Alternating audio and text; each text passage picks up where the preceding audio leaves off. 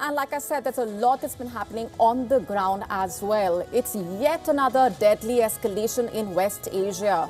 It seems the worst nightmare is unfolding. The Iran-backed Houthis have upped the ante, carrying out a major large-scale attack. This is their biggest dare, it seems, with the region once again caught in that dangerous web of uncertainties. An attack by Yemen's Houthis on southern Saudi Arabia, for example, injured 11 civilians reportedly. The Houthis claimed responsibility for an attack on the Najran airport earlier, part of a broader escalation in which the Iran-aligned group has basically struck Saudi military infrastructure shipping targets. It's been a multi-pronged escalation. Let's just break this down further. The Houthis have launched major attacks in Yemen as well as Saudi Arabia. This, of course, has sparked concerns that the region and the crisis will continue to spiral, sending the region deeper into uncertainty. The Iran-aligned rebels claim responsibility for a major missile and drone operation against the Saudi-backed government forces in Yemen, killing dozens of troops. In fact, Thursday's strikes on military sites, including some run by Yemen's emergency forces, are the deadliest in years in the country's civil war. Military sources reportedly putting the death toll as high as 58. The Saudi-led coalition reportedly said a Houthi attack on the border Saudi city of Najran, that's where it is located, injured 11 civilians, including a woman and a child. The Houthis claim that they carried out the missile and drone strikes after observing a large Saudi military build-up in these areas.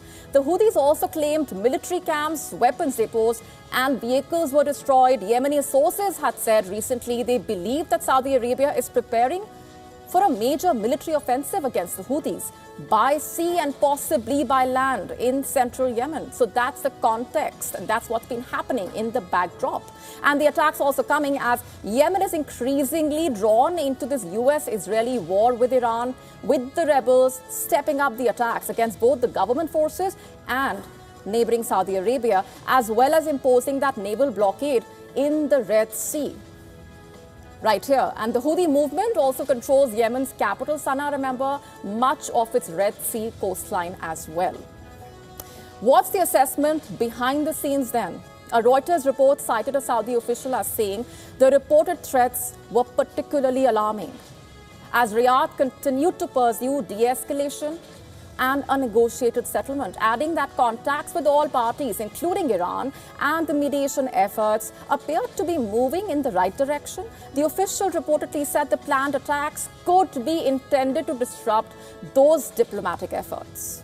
Saudi Arabia reportedly expects imminent coordinated attacks from Iraqi militias north of the Gulf state and from Yemen's Houthis from the south under the supervision of Iran's IRGC overall.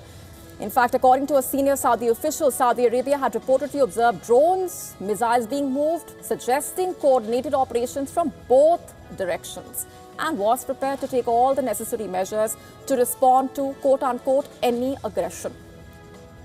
Also, this underscores how the kingdom has come increasingly into the crosshairs of this regional conflict over the past few weeks. It has faced attacks from Yemen's Houthis, Iraqi militias, and in late July carried out strikes with the US Central Command against the Iran-backed groups in Iraq, after blaming them for the drone attacks on its oil facilities. Iraqi militias, meanwhile, said they would respond to the Saudi strikes. Here's a quick breakdown for those who might be unaware, a quick guide to what's been happening. Riyadh's decade-old conflict with the Tehran-aligned Houthis has become increasingly entangled with the wider war, as the Houthi actions like the Red Sea blockade that has disrupted Saudi oil exports have raised the stakes of a broader regional confrontation. Also, who are the Houthis?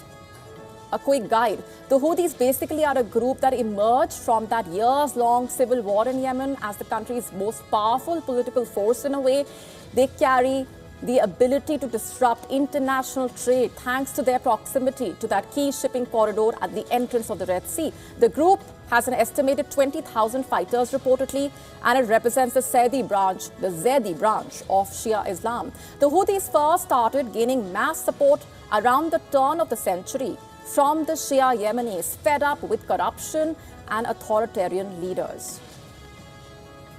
The big question at this point also is where things stand right now and where do they go from here onwards? Is West Asia standing on the brink of yet another escalation? And will this be a point of no return?